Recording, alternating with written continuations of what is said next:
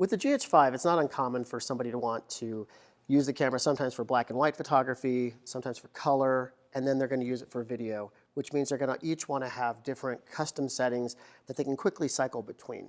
Let me show you how to set a custom setting and then how to access your custom settings. So the first thing we're going to do is go into the camera's quick menu, and we're going to just program in a standard color profile. We're going to take this to monochrome for right now.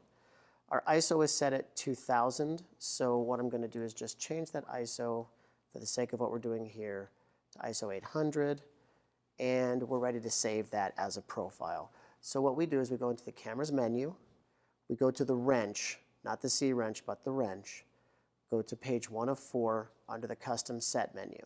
Once there, you have options for C1, C2, and C31, C32, and C33. We're going to store this profile under C33 for right now.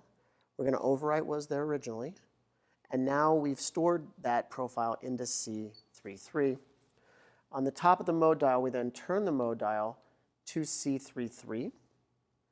But you'll see it's not on our black and white profile right now. That's because we stored to C33. We press here, go to C33, and now we have our profile that we've stored.